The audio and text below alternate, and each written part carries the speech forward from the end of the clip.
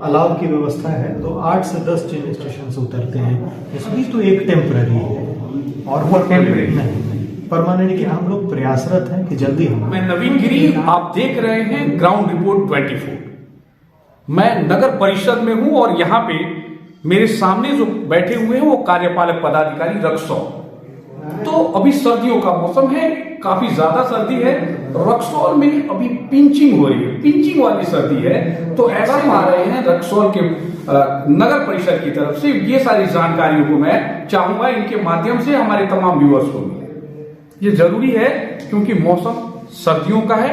ऐसे में सबसे जरूरी आपके लिए, क्योंकि अगर आपकी जरूरत के हिसाब से बाहर निकले, जरूरी नहीं हो तो बाहर निकलने की ज्यादा जरूरत नहीं है।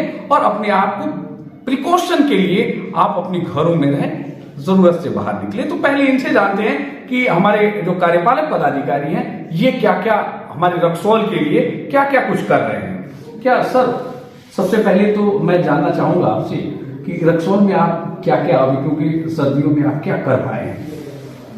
नहीं, सर्दी के लिए सरकार चिंतित है और सरकार ने अपनी एडवाइजरी भी जारी की है कि अनावश्यक लोग अपने घरों से बाहर नहीं निकले। बहुत आवश्यक हो तो आप घर के बाहर निकले।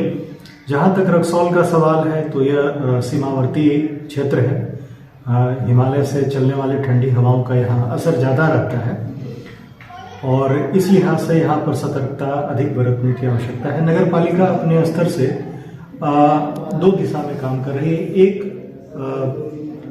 जो अलाव की व्यवस्था है तो 8 से 10 चिन्हित स्थानों पर, विशेषकर जो कॉमर्शियल एरिया है जैसे बस स्टैंड है, रेलवे स्टेशन है और बैंक के आसपास का क्षेत्र है, पोस्ट ऑफिस के आसपास का क्षेत्र है, जहां पर मूवमेंट अधिक होता है, वहां पर सुबह और शाम अलाव जलाने की व्यवस्था की जा रही है। इसके साथ ही कहीं से और भी अगर कोई नागरिक अपनी बात रखते हैं, डायरेक्ट मुझसे भी बात होती है, तो अकॉर्डिंगली मैं वहां पर भी अलाव की व्यवस्था करवाने की कोशिश करता हूं। दूसरी बात है कि जो राहगीर है, रात में जिनकी मूवमेंट होती है, रेलवे स्टेशन है, बस स्टॉप है, तो उनकी सुविधा के लिए नगर विकास विभाग के निर्देशानुसार हम लोगों ने एक रात्रि शेड का या नाइट शेल्टर का हम लोगों ने प्रोविजन किया है और रेलवे कैंपस में ही यह अवस्थित है।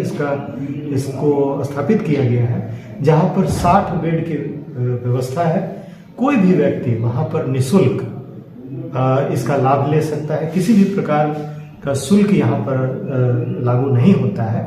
तो 40 बेड हम लोगों ने पुरुषों के लिए और 20 बेड हम लोगों ने महिलाओं के लिए वहां सुरक्षित किया है। ऐसा नहीं लग रहा है क्योंकि ये इंटरनेशनल एरिया है और ऐसे में बहुत सारे मूवमेंट्स होते हैं, यात्री बहुत ज्यादा आते हैं। वैसे में सिर्फ रक्सौल में एक स्टेशन पे दिखाई दे रहे हैं और कहीं भी दिखाई उस तरह के शेल्टर्स की व्यवस्था नहीं हो पाई है। क्या ये, जहां तक आपको नहीं लग रहा है, ये उचित है क्या? देखिए, इसमें सरकार का एक प्रोविजन होता है कि जहां पर पब्लिक का सबसे अधिक मूवमेंट हो, तो स्वाभाविक रूप से रक्सौल रेलवे स्टेशन काफी पुराना रेलवे स्टेशन है, नेपाल का बॉर्डर है, वहां पर लोगों का आवागमन वहां सबसे अधिक होता है और इसलिए इस स्थान का चयन किया गया है। सरकार का भी प्रोविजन इस प्रकार का है कि जहां पर सबसे अधिक यात्रियों की आवाजाही हो वहां पर आप ये सुविधा उपलब्ध करवाएं और इसी संदर्भ में हम लोगों ने रेलवे स्टेशन का चुनाव किया और वहां पर हम लोगों ने इसको संचालित किया। बस स्टैंड के लिए चुनाव नहीं होगा? देखिए, बस स्टैंड जो है उसकी दूरी रेलवे स्टेशन से महज आधे किलोमीटर की है, बहुत अधिक दूरी नहीं है।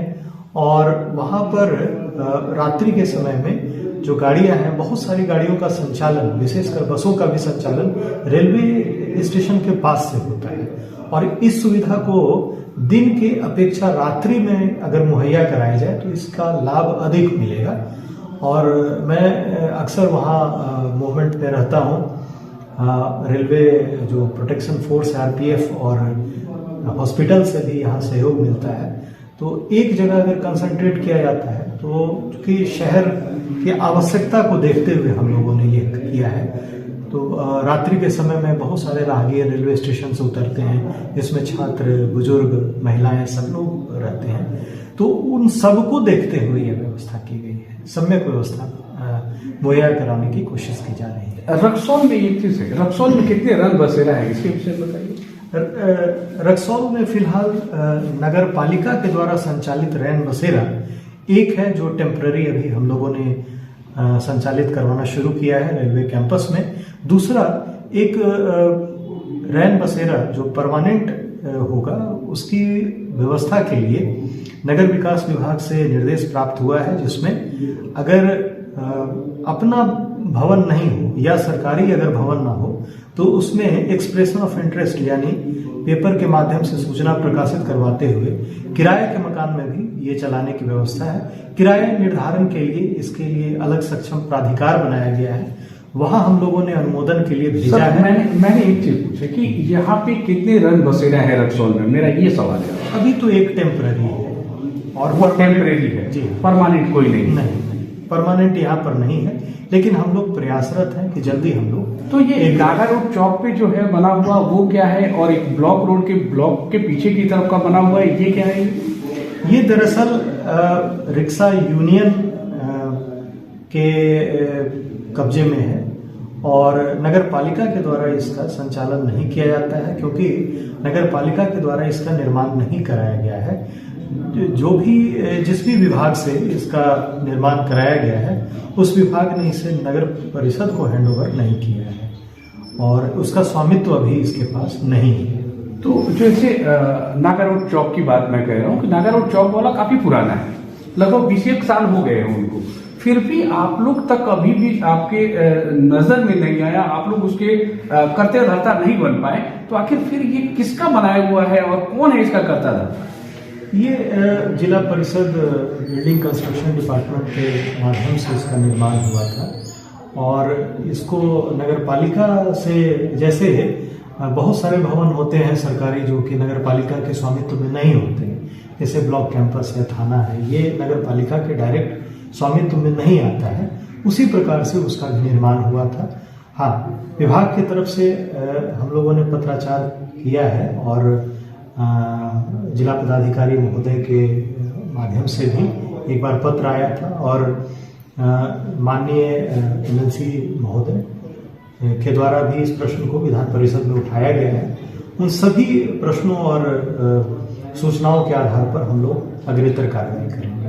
अच्छा, तो चलिए ये तो बात हम कर लिए, लेकिन अलाव के लिए जो, क्योंकि अलाव वाला जो है ये इसका कुछ टाइमिंग वगैरह भी है क्या, इतने बजे से इतने बजे तक जलाया जाएगा? क्योंकि कुछ लोगों को पता होना चाहिए कि हाँ नगर परिषद की तरफ से इतने बजे से इतने बजे तक जलाया जाता है, कुछ टाइमिंग है क्या? देखिए, मूल रूपेण अगर देखा जाए तो इसका उपयोग तो वैसे लोगों को करना है जो कि राहगीर की श्रेणी में है, आते जाते हैं किसी विशेष कार्य के लिए, क्योंकि ठंड का समय है। ये भी अगर एक सीमा से कम तापमान होता है तो एक आपदा की स्थिति बनती है और उसमें अपने बुद्धि विवेक से काम करना है। जहाँ तक अलाव जलाने का सवाल है, जब भी ठंड बढ़ती है उस समय अलाव का वहाँ पर व्यवस्था किया जाता है। अभी जैसे ठंड बहुत अधिक है, स्वाभाविक रूप से है, तो सुबह और शाम ठंड को देखते हुए अभी अलाव की व्यवस्था की जा रही है और सुबह में ये तड़के 6-7 बजे इसकी व्यवस्था हो जाती है और शाम में 3 से 4 के बीच यहाँ कार्यालय से कर्मी निकलते हैं अलाव के साथ, लकड़ी के साथ, और जो भी पूर्व निर्धारित स्थान होते हैं वहाँ पर उनको जलवाया जाता है।